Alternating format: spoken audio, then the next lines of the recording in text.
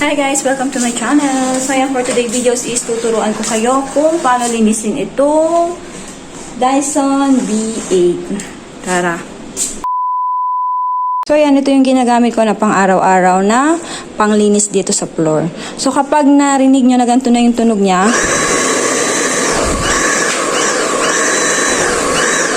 kasi yung ganyan siya. Diba habang naglilinis kayo, ganyan siya. And then suddenly, bigla na lang siyang ganyan. Hindi siya yung dire-diretso. So, ibig sabihin yan is kailangan nyo nang linisin. So, paano linisin ito? Tara. Tuturo ko sa inyo kung paano siya lilinisin. So, ayan. Welcome back. So, syempre, una, aalisin muna natin ito. So, kailangan ito. Alisin muna natin. Lilinisin din natin to. So, aalisin din natin to. So, itong rod na to, naaalis yan. Ganyan nyo lang siya. And then, so, ito hindi to kailangan. So, ito is kailangan natin linisin. Kasi kung makikita nyo, marami diyang mga nakapulupot. Ayan, like this, oh. So, mamaya, tuturo ko sa inyo paano yung alisin. So, ayan, una, syempre, kailangan muna natin alisin yung mga alikabok na nakuha natin. So, kailangan nyo lang itong hilahin sa taas.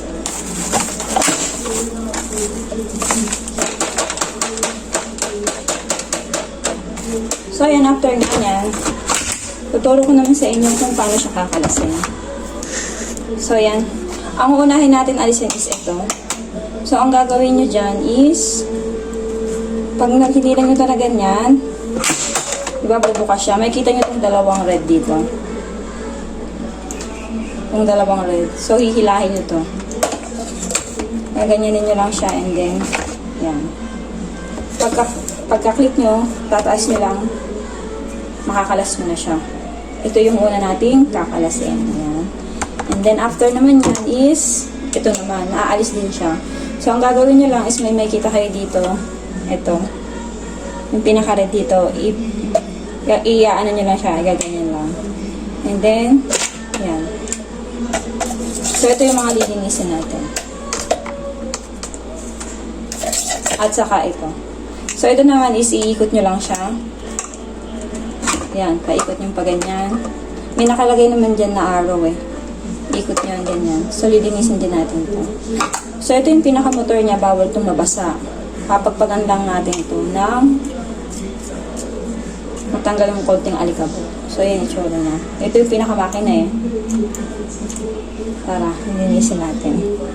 So, yan, syempre, magbabasa lang tayo ng towel. So, bawal natin siyang gamitan ng mga sabon-sabon na matatapang. So, ang ginagawa ko dyan is pinupunasan ko lang siya ng basang towel. Para malinis siya. So, syempre, ingatan yung mabasa ito. Ito. Kasi yan yung sa kuryente. Pwede nyo naman siyang anuhan ng tubig, kaya lang ang ginagawa ko is pinupunasan ko na lang para mas okay. Kumbaga, ito hindi maanuhan ng tubig eh.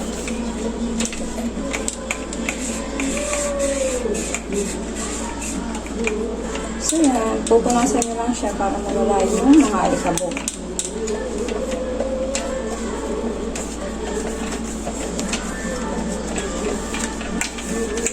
Pwede nyo rin naman siyang ugasan.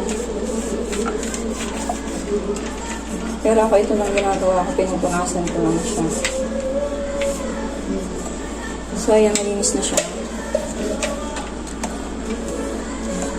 And then, after naman yan is, ito. Yung pinaka-filter na kasi is ito. Ang gagawin nyo dyan is, ang ginagawa ko is pinugasan. Pero hindi ko na siya ginagamitan ng sabon.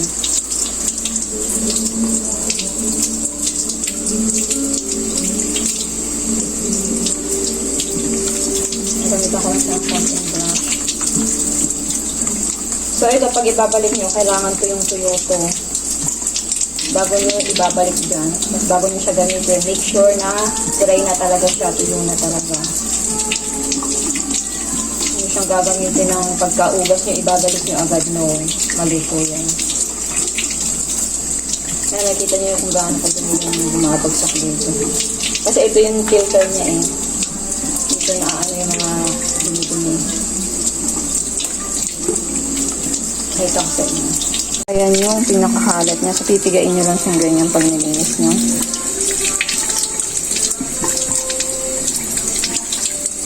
Ayan yung pinaka-alikabok niya. So, ayan, pipigain nyo lang para maalis yung konting tubig. And then, papatiktikin natin hanggang sa matuyo siya. So, after naman yan, ito naman. So, pinupunasan ko lang siya. Pero kung meron kayo dyan yung mga brush, pwede nyo siyang i-brush. Ginagawa ko lang dito is pinupunasan ko ng towel na basa. Hindi ko siya binabasa. Para maalis yung mga ali-alikabok.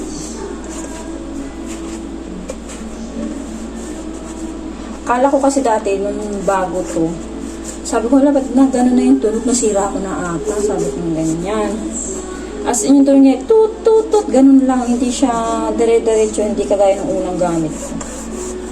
So, syempre, sinerge ko siya kung paano linisin. Kala ko kasi ang linis lang yung nandun lang yung sa may box niya, yung pinakakalat, tapos itatapon lang. So, ito pala, kailangan din linisin ng ganito. Lalo na yung filter. So, syempre, dahan-dahanin nyo lang. Make sure na yung mga dapat ay hindi mabasa is huwag babasahin.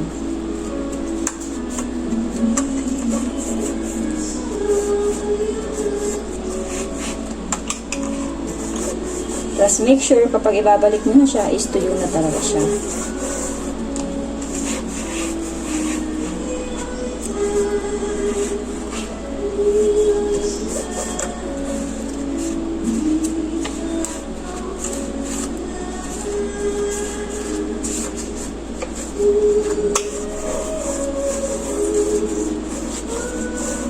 So, yan, malinis na siya. And then, ito din. Kung meron kayo yung brush, pwede nyo i-brush na ganun. Para maano lang siya. Tanggal din yung mga alikabok niya.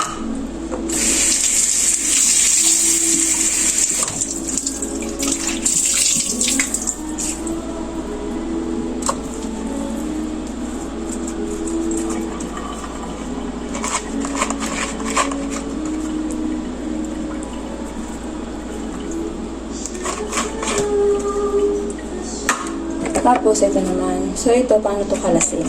So, hindi kayo gagamit ng tornilyo dito. Ang gagamitin nyo lang dito is, kung ganito yung inyong style, ha? Meron kasing iba yung di tornilyo. Pero ito kasi, sa akin is, hindi siya di tornilyo. So, gagamit lang ako dito ng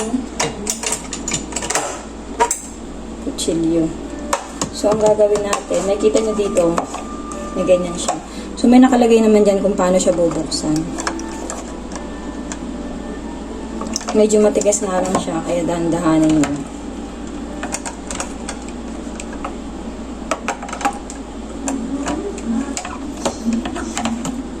Yan. Kapag naikot nyo na yan, ito is naaalis. So, ito yung nilinisin natin. Yan, makikita nyo maraming pumulupot dito. Ayan, kagaya nito, pumulupot. So, aalisin natin ito. Ayan, pumulupot na to.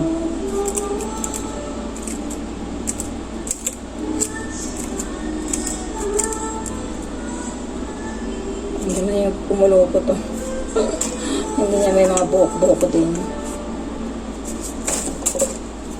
So, ito pwede nyo itong ugasan.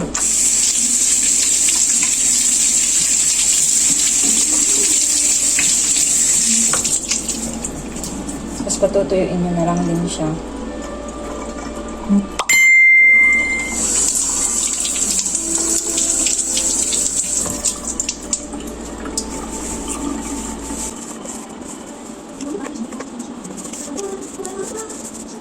And then, ito naman kasi meron din yan sa mga stick. Ang ginagawa ko dyan is gumagamit ako dyan ng mahaba. Mahabang stick. Tapos pinapasok ko dito. Dahan-dahan lang, ha. Pero dapat yung telang gagamitin nyo dito is yung hindi masyadong maano. Para hindi matamaan yung mga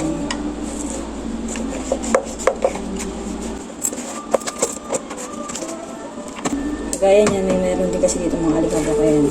Nakikita niyo. Yan yung mga alikabok. May mga naiipit dito, mga ganira yung alikabok.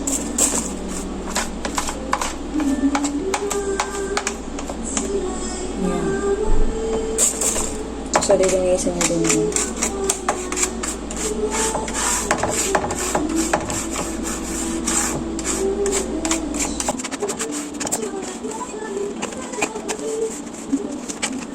Well, that's it. So, patutuyuin lang natin tapos mamaya natin i-assemble ulit.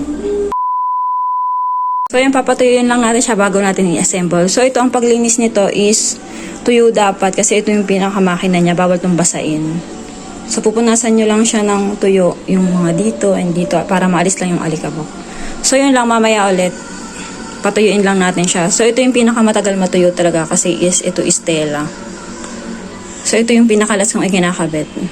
Yan. A few moments later. So, yan tuyo na siya. I-assemble naman natin kung paano siya ibabalik. So, yan ito yung unahin natin ikabit. So, yan. Papasok naman siya pag yan. And then, susunod naman ito.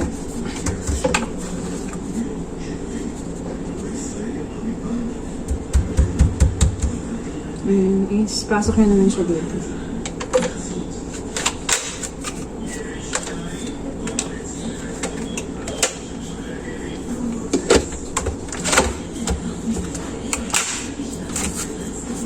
And then, syempre ito. Ayan. And then, okay na to. Diba, ganda na ang tunog niya. Tapos, ito naman is dito. Gagamit lang ulit kayo ng ano. Ang ginamit ko. Ito, kuchilyo. Didiinan nyo lang siya.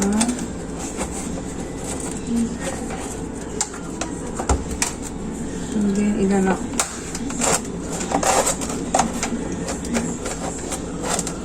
Ayan. So, ayan, that's it na.